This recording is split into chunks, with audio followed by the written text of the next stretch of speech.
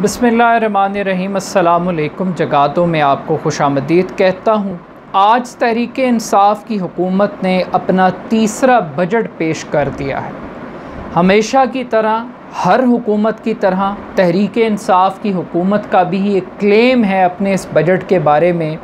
कि ये आवाम दोस्त बजट है, ये एक मुतवाज़न बजट है, ये एक आइडियल बजट है, एक रेवोल्यूशनरी इनकलाबी बजट के तौर पे इसको पेंट किया जा रहा है, इसको पेश किया जा रहा है। मगर दूसरी जानिब रवायती तौर पे चूँकि हमारा एक कल्चर है, हमारी एक तारीख़ है, हमारी एक हिस्ट्री है कि पाकिस्तान की ऑपोजिशन आज की हो या माजी की हो, उसके मुताबिक ये बजट भी माजी के बजट की तरह गरीब दुश्मन बजट है, एक मिडिल क्लास दुश्मन बजट है, बिज़नेस फ्रेंडली नहीं है, ये बिज़नेस का दुश्मन बजट है। बिज़नेस दुश्मन बजट के तौर पे इसको पेंट किया जाता है और ये बताया जा रहा है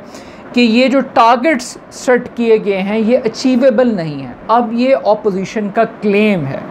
हुकूमत और ऑपोजिशन की आवाम दोस्त और गरीब दुश्मन बजट के दरमियान पाकिस्तान के टॉक शोज़,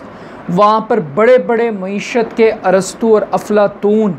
इस बजट के अदादो शुमार का पोस्टमार्टम कर रहे हैं। हर बंदे की अपनी एक इंटरप्रिटेशन है। कुछ लोगों के लिए इस बजट में बहुत कुछ अच्छा है और कुछ लोगों के लिए इस बजट में कुछ भी अच्छा नहीं है, और कुछ लोगों के लिए बजट 50-50 यानी कि विन विन सिचुएशन रखता है। ना बुरा है ना अच्छा है, ना आइडियल है ना बदतरीन है। तो ये इन बिटवीन द लाइंस कुछ लोगों के लिए इस बजट की हैसियत है। मगर इंटरेस्टिंग बात यह है कि अगर एज अ न्यूट्रल ऑब्ज़र्वर के तौर पर, एक आम आदमी के तौर पर इस मईशत के अदादो शुमार का जो गोरख धंधा है, इस गोरख धंधे से हट कर अगर इंटरप्रिटेशन की बात की जाए सादा अल्फाज के अंदर, तो हुकूमत जो अच्छी बातें बताने की हमें कोशिश कर रही है कि तनख्वाहों में 10% इजाफ़ा कर दिया गया है, पेंशन में 10% इजाफ़ा कर दिया गया, प्लस 20,000 रुपया मिनिमम वेज मुकर्रर की गई है। कम से कम तनख्वाह एक सरकारी मुलाजिम की वो 20,000 रुपया होगी। इसके साथ साथ 850 सीसी की जो गाड़ियां हैं उन पर टैक्स जो है वो कम कर दिया गया, मोबाइल फ़ोन पर टैक्स कम कर दिया गया, डेवलपमेंट बजट के अंदर इजाफ़ा किया गया, डिफेंस बजट के अंदर इजाफ़ा किया गया है, प्लस बड़े मल्टीपल प्रोजेक्ट्स की बात कर रही है हुकूमत, नए टैक्स कलेक्शन के अहदाफ मुकर्रर कर रही है, जीडीपी के नए टारगेट सेट किए जा रहे हैं। लेकिन दूसरी जानिब कुछ लोग ऐसे भी हैं जो ये सवाल उठा रहे हैं। अब जब ये सेशन हो रहा था बजट का, तो ना हुकूमत इस बजट को बताने में संजीदा थी और ना ऑपोजिशन हमेशा की तरह, चाहे वो नून लीग की ऑपोजिशन हो या वो नून लीग के दौरे हुकूमत में पीटीआई की ऑपोजिशन हो, वही रवायती चीखों पुकार, वही रवायती शोर शराबा, कोई लॉजिकल डिबेट, कोई कंक्लूजन, कोई पढ़े, कोई थोड़ा सा उसका एनालिसिस करे, कोई ऐसा कल्चर हमें नज़र नहीं आया। माजी की ऑपोजिशंस की तरह इस मरतबा भी ऑपोजिशन ने क्लेम किया कि उसका टारगेट सिर्फ इस बजट को पास होने से रोकना है, और अगरचे माजी की कोई भी ऑपोजिशन बजट को रोक नहीं सकी, इस मरतबा भी ऑपोजिशन रोक नहीं सकेगी, लेकिन वो आवाम को ये इम्प्रेशन क्रिएट करेंगे कि उन्होंने जो शोर शराबा क्रिएट किया वो आवाम की खातिर किया। अब हुकूमत और ऑपोजिशन और प्लस मईशत के अफलातूनों से हट कर इम्पॉर्टेंट बात एक आम आदमी के तौर पर वो ये है कि क्या 20,000 रुपये के मिनिमम बजट के अंदर क्या हुकूमत 4 अफराद की फ़ैमिली का घर का बजट बना के दे सकती है? क्या इस बजट के बाद एक आम आदमी को अशियाए खुर्दोनोश, जिसे गुज़श्ता 3 साल के दौरान एक इंतहाई संगीन किस्म की फूड इन्फ्लेशन का सामना करना पड़ रहा है,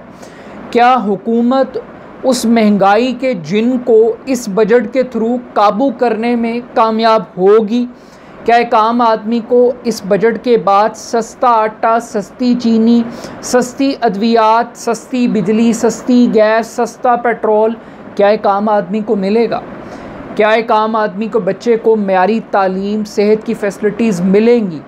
क्या बेरोज़गार, जिसको इक्तसादी सर्वे सरकार का कह रहा है कि 2 करोड़ अफराद इस मुल्क में बेरोज़गार हुए, क्या उन लोगों को रोज़गार मिल जाएगा इस मईशत के बाद? अब हमारी बदकिस्मती ये है कि इस मुल्क के अंदर एक इकॉनमी है हुक्मरानों की और एक इकॉनमी है चैम्बर ऑफ कॉमर्स की। एक इकॉनमी है इस मुल्क में सरमायादारों की, जो इस मुल्क में मईशत के नाम पे, मईशत की बहाली के नाम पे टैक्स एमनेस्टी स्कीमें इंजॉय करते हैं, जो इस मुल्क की मईशत की रीढ़ की हड्डी के लफ्ज़ इस्तेमाल करके इस मुल्क में सब्सिडीज़ इंजॉय करते हैं, जो इस मुल्क में टैक्स रिलीफ, टैक्स छूटें इंजॉय करते हैं कि वो इस मुल्क के अंदर रोज़गार जनरेट करेंगे, मईशत जनरेट करेंगे। एक उस तबके की मईशत है और एक आम बेचारा मज़दूर, दिहाड़ीदार तबका, एक आम सरकारी दफ्तर में काम करने वाला क्लर्क, एक आम सरकारी ऑफिसर, एक वो तबका है। तो अब बदकिस्मती के साथ पाकिस्तान के तमाम टॉक शोज़ आप उठा के देख लें, तमाम टीवी चैनल्स उठा के देख लें, आप देखेंगे जब बजट की डिबेट हो रही थी तो सारे कैमरे आपको टाई सूटों वाले बाबू, ये जी क्या है जी, ये कराची चैम्बर ऑफ कॉमर्स है जी, ये लाहौर चैम्बर ऑफ कॉमर्स है जी, ये केपी के चैम्बर ऑफ कॉमर्स है, वो सारे के सारे वही स्पेसिफ़िक स्कूल ऑफ थॉट के लोग हैं जो इस मुल्क में इकॉनमी को कंट्रोल भी करते हैं, प्रेशर भी करते हैं, मैनेज भी करते हैं। ऑल्दो इस बात से इनकार नहीं किया जा सकता कि ये बड़े इम्पॉर्टेंट लोग हैं। यही वो लोग हैं जो जॉब्स क्रिएट करते हैं। जब फैक्ट्री लगती है तो ये इन्हीं की वजह से, इन्हीं के सरमाए से फिर लोगों की जॉब्स क्रिएशन होती है, इसमें भी कोई शक वाली बात नहीं है। लेकिन बजट को सिर्फ इन्वेस्टर की निगाह से देखना, सरमायादार की निगाह से देखना, कारोबारी फ़र्द के तौर पर देखना और एक आम मज़दूर का फीडबैक शामिल ना होना, ये बहुत बड़ी ज़्यादती की बात है। पाकिस्तान के किसी टॉक शो के अंदर आपको दिहाड़ीदार तबके की नुमाइंदगी नज़र नहीं आएगी। किसी जगह पे जो सरकारी मुलाजमीन की तंजीमों के ओहदेदार हैं उनका कोई नुमाइंदा आपको नज़र नहीं आएगा बजट का पोस्टमार्टम करता हुआ। कहीं पर भी आपको जो थड़े के लोग हैं, जो आम लोग हैं, कि वो इस बजट को कैसे इंटरप्रेट करते हैं, क्या वो 20,000 रुपये जो मिनिमम वेज सरकार ने मुकर्रर की है, क्या उससे सेटिस्फाइड हैं? तो ये समझने की बात है कि अब बदकिस्मती के साथ हमारा मीडिया भी स्पेसिफ़िक इंटरप्रिटेशन करना चाहता है। अब इकोनॉमिस्ट भी 2-3 धड़ों में तकसीम हुए हैं। कुछ ऐसे इकोनॉमिस्ट हैं जो नून लीग के हैं और कुछ ऐसे इकोनॉमिस्ट हैं जो पीटीआई के हैं। अब पीटीआई वालों की बातें सुने तो वो समझते हैं माशी इनकलाब आ गया, नून लीग वालों की बातें सुने तो वो कहते हैं कि मुल्क को डुबो दिया, तबाह कर दिया, बदतरीन सिचुएशन के अंदर क्रिएट कर दिया। लेकिन still at the end of the day, जहाँ पर हुकूमत ये कहती है कि हमने मोबाइल फ़ोन सस्ता कर दिया लेकिन इंटरनेट के पैकेज को महंगा कर दिया, टेलीफोन कॉल अगर 3 मिनट से ज़्यादा करेंगे तो उसको महंगा कर दिया, तो एक ऐसे दौर के अंदर जहाँ पे कोविड के दौरान ऑनलाइन एजुकेशन देने के लिए अभी सरकार प्रॉपरली फैसिलिटेट नहीं कर पाई, प्राइवेट सेक्टर नहीं फैसिलिटेट कर पाया, पूरे मुल्क में हम इंटरनेट की एक्सेस को एज अ राइट अभी तक हम उसको प्रॉपरली इम्प्लीमेंट नहीं कर पाए। एक बड़ा तबका अभी भी पाकिस्तान के अंदर टेक्नोलॉजी के इस्तेमाल से महरूम है। उसको हम फ्री एक्सेस देने की बजाय इंटरनेट को महंगा करने की बात कर रहे हैं, टेलीफोन कॉल को महंगा करने की बात कर रहे हैं। तो ये बड़ा जुल्म है आईटी की ग्रोथ के लिए। एक आम आदमी को इस कोविड के दौरान, इस लॉकडाउन के दौरान, जब के बिजनेसेस ग्रो किए ऑनलाइन और ऑनलाइन लोगों की शॉपिंग इंक्रीज़ हुई सेफ मूड के अंदर, तो ऐसी सिचुएशन के अंदर इंटरनेट सर्विसेज को महंगा करना और टेलीफोन कॉल्स को महंगा करना, पैकेजेस को महंगा करना, ये एक स्टूडेंट के साथ, एक ताजर के साथ, एक आम कंज्यूमर के साथ एक बहुत बड़ी नाइंसाफ़ी है, एक बहुत बड़ा जुल्म है। मोबाइल फ़ोन तो वो एक मरतबा बाय करेगा और 6-7 महीने शायद उसको ज़रूरत ना पेश आए मोबाइल फ़ोन को चेंज करने की, लेकिन इंटरनेट पैकेज तो हर महीने इस्तेमाल करना है, टेलीफोन तो हर लम्हे इस्तेमाल करना है। तो ये बड़ी छोटी सी एक ज़्यादती जो मैंने नोट की कि इस किस्म की तजावीज़ फ़्लोट की गई, सामने आई। अब ज़रा थोड़ा सा हट के कि एक तरफ तो ये मईशत के अदाद शुमार हैं, फैक्ट्स एंड फिगर हैं, ये बड़ी एक इंटरेस्टिंग बात है कि तहरीक इंसाफ की 3 साल के बाद क्या जो मुआशी सिमत है वो दुरुस्त हो गई है? क्या इमरान खान साहब की जो फाइनेंशियल टीम है वो अब बन चुकी है? क्या हम अब वो जो एक स्टेबिलिटी की बात की जा रही थी, इकोनॉमिक स्टेबिलिटी की, क्या हम उस तरफ बढ़ गए हैं? तो थोड़ा सा एक मुख्तसर जायज़ा ले लेते हैं कि इमरान खान साहब के दौर के अंदर क्या हुआ। जब इमरान खान साहब ने इलेक्शंस लड़ रहे थे तो बड़े बड़े स्लोगन्स दिए गए, 30 दिन का एक रोड मैप दिया गया, 100 दिन का एक रोड मैप दिया गया, जिसमें बहुत बड़े बड़े दावे किए गए। इमरान खान साहब ने मईशत के बारे में यहाँ तक कहा कि वो ख़ुदकुशी कर लेंगे लेकिन IMF से कर्ज़ा नहीं लेंगे। उन्होंने रियासत मदीना बनाने का एक कॉन्सेप्ट पेश किया और नए पाकिस्तान में जहाँ पे लोगों को फ्री एजुकेशन मिलेगी, फ्री हेल्थ मिलेगी, जहाँ पे लोगों को रोज़गार मिलेगा, जहाँ पे वो टैक्स इकट्ठा करके लोगों को दिखाएंगे कि पाकिस्तानी कौम कैसे उनको टैक्स देगी। इमरान खान साहब ने मईशत का पहिया घुमाने की बात की थी, एक आम आदमी को अपलिफ्ट करने की बात की थी। मगर जब इमरान खान साहब इक़्तिदार में आए तो इस तीसरे बजट तक इमरान खान साहब ने, ये चौथा वज़ीर ख़ज़ाना है पाकिस्तान तहरीक इंसाफ के दौरे हुकूमत ने जिसने तीसरा बजट पेश किया है। यानी सबसे पहले असद उमर साहब आए, फिर उसके बाद हफीज़ शेख साहब आए, फिर मुख्तसर दिनों के लिए हमाद अज़हर साहब को इजाफ़ी चार्ज दिया गया और अब शौकत तरीन साहब आए। जब असद उमर साहब आए तो फिर डॉलर आउट ऑफ कंट्रोल था और हमें बताया गया कि मईशत जो है वो ICU में पड़ी हुई है और इसको ICU से निकालना एक बड़ा काम है। पाकिस्तान में एक कमाल का कल्चर है कि जितनी तबाही होती है वो माजी की हुकूमत करके जाती है। हमेशा मुल्क डिफ़ॉल्ट करने के करीब होता है, चाहे पीपल्स पार्टी के बाद नून लीग की हुकूमत आए, चाहे नून लीग के बाद तहरीक इंसाफ की हुकूमत आए, कि हमें तो एक ऐसे मुल्क मिला, एक ऐसी हालत में कि मुल्क चलने के काबिल नहीं था, मुल्क ख़त्म हो गया था और फिर डिफ़ॉल्ट करने के करीब थे। फिर असद उमर साहब के बाद फिर जब डॉलर इंक्रीज़ हुआ, फिर एक महंगाई का तूफ़ान आया और फिर ये बहस चलती रही कि क्या हमें IMF के पास जाना है या हमें नहीं जाना। और इसी बहस के दौरान फिर हफीज़ शेख साहब पैराशूट से लैंड किए। हफीज़ शेख साहब ने आए, बिजली महंगी, गैस महंगी, IMF से हमने डील कर ली, IMF ने हमें बाकायदा तौर पे फिर एक और रोड मैप फाइनेंशियली दे दिया जिसने एक आम आदमी की ज़िंदगी को बहुत मुतासर किया, बहुत नुकसान पहुंचाया और PTI की जो पॉपुलैरिटी है उसमें एक बहुत बड़ा डेंट पड़ा। लेकिन इमरान खान साहब कहते रहे कि मुश्किल वक्त है, आपने घबराना नहीं है। कौम को यही मैसेज सुनने को मिला और बिजली, गैस, पेट्रोल और हर चीज़ महंगी होती रही। फिर उसके बाद एक टाइम पीरियड ये आया कि इस मुल्क के अंदर आटे का क्राइसिस डेवलप हुआ, इस मुल्क में चीनी का क्राइसिस डेवलप हुआ, इस मुल्क में पेट्रोल बहरान पैदा हुआ और ऐसे ऐसे स्कैंडल्स आए जिसने पाकिस्तान की मईशत की चूल्हें हिला दी और एक आम आदमी की जो इकनॉमिक ग्रोथ और डेवलपमेंट थी उसको रोक दिया। और फिर सोने पे सुहागा कि फिर कोरोना आया और कोरोना के दौरान जिस तरीके से मईशत चली और लोगों का, दिहाड़ीदार तबके का रोज़गार ख़त्म हुआ, 2 करोड़ इंसान हुकूमत कहती है कि बेरोज़गार हुए। अब उसके बाद फिर हमारी एक नेगेटिव ग्रोथ का पीरियड शुरू हुआ और फिर जो फूड इन्फ्लेशन है वो इस हद तक इंक्रीज़ की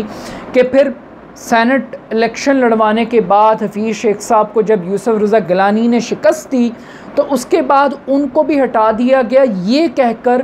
कि ये महंगाई को कंट्रोल नहीं कर सके, ये अफराते ज़र को कंट्रोल नहीं कर सके, तो लिहाजा इनको हटाने का फ़ैसला किया और वज़ीर आज़म साहब खुश नहीं हैं और हमाद अज़हर साहब आ गए। और हमाद अज़हर साहब के आने के बाद फिर अचानक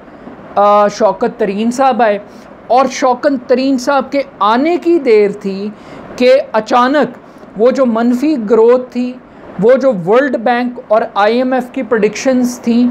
ऑल ऑफ सडन कॉम को बताया गया कि हमारा जो ग्रोथ रेट है वो हैरान कुन हद तक 3.9% पे चला गया। और फिर हमें बताया गया कि हमारे ओवरसीज़ रेमिटेंसेस बहुत तेज़ी से इंक्रीज़ किए ओवरसीज़ पाकिस्तानियों की वजह से। हमें बताया गया हमारी टेक्सटाइल ने ग्रो किया, हमारे सर्विस सेक्टर ने ग्रो किया, हमारे मुल्क में बम्पर क्रॉप्स हुई सवाए कपास के, हमारे मुल्क के अंदर एक्सपोर्ट्स इंक्रीज़ की हैं, टैक्स कलेक्शन के अंदर इजाफ़ा हुआ है, और तमाम इशारे जो हैं वो मईशत के वो आइडियल हैं। अब हुकूमत ये क्लेम करती है कि ये हुकूमत की वो 3 साल की स्ट्रगल थी, वो 3 साल का मुश्किल टाइम पीरियड था जिस वजह से ये सब कुछ हुआ, और आज हुकूमत ये क्लेम कर रही है कि हुकूमत रिलीफ़ देने में अब इस पोजीशन में आ गई है कि वो एक आम आदमी को रिलीफ़ दे। लेकिन जो रिलीफ़ दिया जा रहा है कि क्या 10% तनख्वाहों में इजाफे से वो जिस मिकदार में और जिस क्वांटिटी के अंदर, जिस साइज़ के अंदर इस मुल्क में महंगाई बढ़ी है, क्या एक आम आदमी की जो लाइफ है वो 10% तनख्वाह के इजाफे से उसको मीट कर पाएगी? यानी महंगाई में इजाफ़ा और तनख्वाहों में इजाफ़ा, क्या इसके दरमियान वो बैलेंस है जो हुकूमत हमें दिखाने की कोशिश कर रही है? उससे बढ़ के अपोजिशन ये कहती है कि ये झूठे हैं, ये अहदाफ झूठे हैं, ये झूठी तरक्की है। और वो उसकी एक बुनियादी वजह ये है, at the end of the day बात को मुख्तसर करते हुए, कि अगर तो ये इशारे ठीक हैं और अगर ये आवाम दोस्त बजट है और अगर इससे एक आम आदमी की जो फूड इन्फ्लेशन है, एक आम आदमी का मयार ज़िंदगी अगर वो बेहतर होता है तो फिर तो ये बड़ा आइडियल बजट है। लेकिन अगर इस ग्रोथ रेट ने ट्रिकल डाउन नहीं होना एक आम आदमी के मयार ज़िंदगी पर, और एक आम आदमी ने महंगी बिजली इस्तेमाल करनी है, महंगी गैस इस्तेमाल करनी है, 2 करोड़ इंसानों ने बेरोज़गार ही रहना है टेक्सटाइल ग्रो करने के बावजूद, लार्ज मैन्युफैक्चरिंग जो कंपनीज़ हैं और बड़ी बड़ी सेलों के बावजूद अगर इस मुल्क में बेरोज़गारी के आसेब ने रहना है, तो इसका मतलब है कि फिर